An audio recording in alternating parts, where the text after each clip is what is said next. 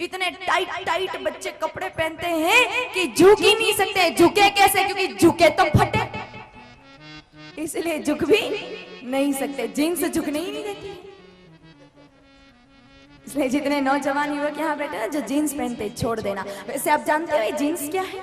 मैं आपको हकीकत बता देती हूँ इस जीन्स की। शायद वो सुनने के बाद आप जीन्स कभी दोबारा नहीं पहनोगे।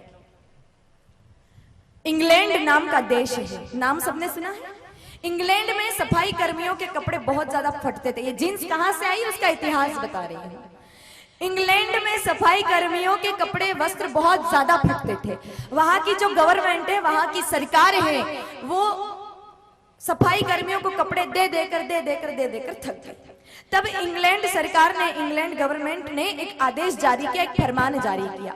कहा कि जो कोई व्यक्ति ऐसा कपड़ा बनाएगा जो मोटा हो, जल्दी फटता ना हो, जल्दी गंदा ना होता हो, तो उसको इंग्लैंड सरकार उचित दाम देकर, उचित मूल्य देकर खरीद लेगी। जैसे ही ये फरमान हिंदुस्तान में आया, उस समय भारत की अरविंद मिल ने, ध्यान से सुनना, हिंदुस्तान की अरविंद मिल ने सबसे पहले जींस बनाया और भेज दिया इंग्लैंड। किनके लिए?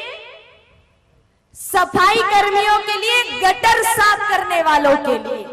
तो जितने भी भाई जीन्स पहनकर अपने आप को फतेह सिंह दरबार, और जितनी बेटियां जीन्स पहनकर अपने आप को महारानी विक्टोरिया समझती है ना, उनकी औकात गटर साफ करने वालों से ज्यादा की नहीं, क्योंकि ये पोशाक ही उनकी है, ये बनाई ही उनके लिए गई थी। इसलिए अगर आप अपने आप को गटर साफ करने वाला ना समझो तो जीन्स बिल्कुल भी मत पहनना।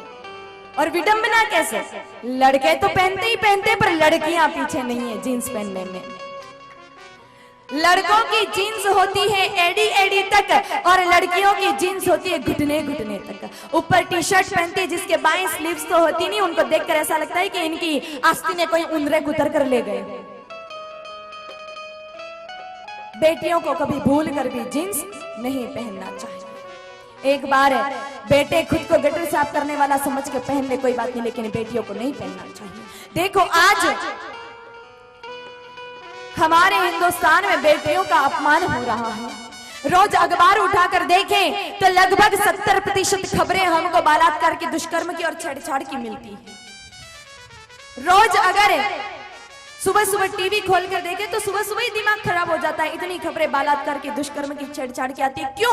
पहले नारियों का इतना सम्मान होता था, आज ऐसा क्यों हो रहा है? मैं ये तो नहीं कहती कि सारा दोष बेटियों का है, नहीं, लेकिन 70% गलती सिर्फ लड़कियों की होती है। जब टाइट टाइट जींस और अधनंगे कपड़े पहनकर कोई लड़की बाजार में गुजरेगी और किसी दुष्ट पापी की नजर पड़ गई तो पूजा की थाली लाकर आरती उतारेगा क्या? फिर तो इज्जत ही जाएगी।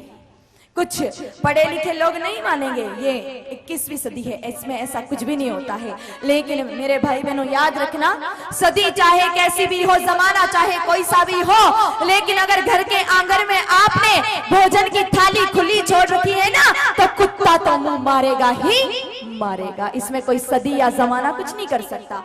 ये दोष कुत्ते का नहीं, ये दोष तो हमारा है। थाली को खुला क्यों छोड़ा?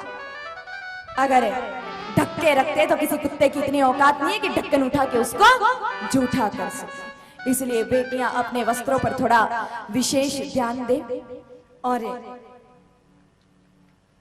इस तरह के कपड़े बिल्कुल ना पहने। वैसे भी लड़कियों को ऐसा लगता है कि हम जीन्स में ज्यादा सुंदर दिखते हैं, ऐसा बिल्कुल नहीं। आप स्वयं दो लड़कियों की तुलना करना, एक ने भारतीय संस्कृति के अनुरूप कपड़े पहने हैं, सलवार कमीज पहना है, अच्छे से दुपट्टा लगा रखा है, बाल पर तिलक लगा रखा है और मेकअप बिल्कुल नहीं कर रखा है, लिपा पोती बिल्कुल नहीं की है, और उसके सामने दूसरी जीन्स वाली लड़की है बिल्कुल मॉडर्न, खूब सारी लिपापोती कर रखी है। दोनों की तुलना करके देखना, जो भारतीय संस्कृति के अनुसार कपड़े पहनने वाली लड़की है ना, वो माता सीता, माता रुक्मिणी, माता अंबा, दुर्गा, भवानी, जगदम्बा जैसी दिखती है, और जींस वाली लड़की किसी राक्षसी शूर्पणखा पूतना से कम नजर नहीं आती। आजकल कोई कम कपड़े पहनता है ना, तो हम लोग क्या कहते हैं? फैशन में है। फैशन की परिभाषा क्या? मतलब हमारे दिमाग में यह है कि जो जितना कम कपड़ा पहनता है, जो जितना ज्यादा नंगा है, वो उतना फैशन में है। ये तो कोई फैशन की परिभाषा नहीं हुई। और अगर सिर्फ कम कपड़े पहनना ही फैशन है ना, तो फिर हमसे ज्यादा फैशन तो कुत्ते करते हैं, क्योंकि कुत्ते भेड़ बकरियां तो कपड़े ही नहीं पहनते, वो तो बिल्कुल ही फैशन में। फिर देखो इस दुनिया में सबसे ज्यादा अगर कीमती कोई है तो वो है इज्जत, और जो जितनी कीमती होती है ना उस चीज को उतना ढक के रखा जाता है, सबके सामने प्रदर्शित नहीं किया जाता है।